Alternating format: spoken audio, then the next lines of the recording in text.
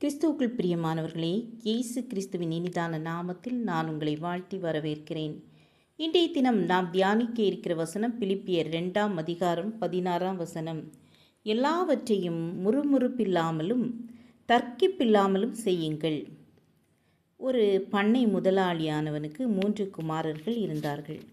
மூத்தவன் தன் தகப்பனானவர் பண்ணையிலே தனக்கு கொடுத்த சில வேலைகளை பொறுப்போடு செய்து வந்தான். ஒரு நாள் அவன் செய்ய வேண்டிய ஒரு காரியத்தை செய்யாது போனதினாலே பண்ணையிலே இருந்த சில ஆடுகள் நோயிற்று சோர்ந்து போயிருந்ததை கண்ட தகப்பனானவர் அவனை அழைத்து அவனை கடிந்து கொண்டு அறிவுரை கூறினார். தகப்பனின் வார்த்தைகளை கேட்ட அந்த மூத்த குமாரன் மனம் வருந்தி தன் தகப்பனிடம் மன்னிப்பு கேட்டுக்கொண்டான்.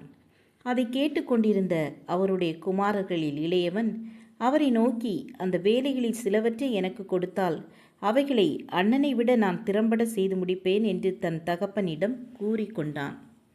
அதை கேட்டு கோபமடைந்த தகப்பன் அவனை நோக்கி, உன் பள்ளிக்கூடத்திலே ஆசிரியர் கொடுக்கும் வீட்டு வேலைகளை நீ ஒழுங்காக செய்யாமல் ஆசிரியர்களை குறித்து குறை கூறி கொள்கின்றாய். உன் அம்மா உனக்கு சொல்லும் வேலைகளை முறுமுறுப்போடு செய்து வருகின்றாய். முதலாவதாக நீ உனக்கு கொடுக்கப்பட்ட சின்ன வேலைகளிலே கருத்தாயிரு. உன் அண்ணனின் வேலையில் இருக்கும் சவால்களை ஒன்றையும் நீ இப்போது அறிய மாட்டாய். எனவே பெரிய ஆசனங்களில் அமர்வதற்கு முன்னாக அவற்றை குறித்து விமர்சிக்காதே என்று அவனை கடிந்து கொண்டார். ஆம், எனக்கு அன்பானவர்களே, பொதுவாக தொழிற்சாலைகளிலே உழைப்பாளிகள் தங்கள் தலைவர்களை குறித்து விமர்சித்து கொள்வார்கள். தாங்கள் தலைவரானால் எல்லாம் திறம்பட செய்வோம் என்று திட்டமாக கூறிக்கொள்வார்கள். இவ்வண்ணமாகவே இன்று சபைகளிலும் சில சிறியவர்கள் பெரியவர்கள் மற்றவர்களுடைய பொறுப்புகளை குறித்து விமர்சிப்பதிலே அதிக கவனமுள்ளவர்களாக இருக்கின்றார்கள். எப்படி ஒரு நல்ல தந்தை இருக்க வேண்டும் என்று ஒரு வாலிபனானவன் பல குறிப்புகளை அழகாக வர்ணித்து கூறிக்கொள்ளலாம்.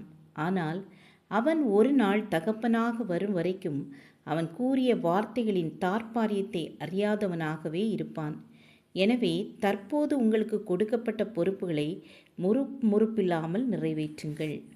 நாம் ஜெபம் செய்வோம். கிருபையும் இரக்கம் நிறைந்த கர்த்தாவே, நாங்களும் எங்களுடைய பொறுப்புகளை அறிந்து அதை நல்ல முறையில் செய்ய எங்களுக்கு கிருபை தாருங்க. அடுத்தவர்களை நாங்கள் விமர்சிக்காமல், அடுத்தவர்களை நாங்கள் குறை கோரி கொண்டிருக்காமல், எங்கள் குறைகளை நாங்கள் சரிப்படுத்தி கொள்ள எங்களுக்கு கிருபை தாருங்க.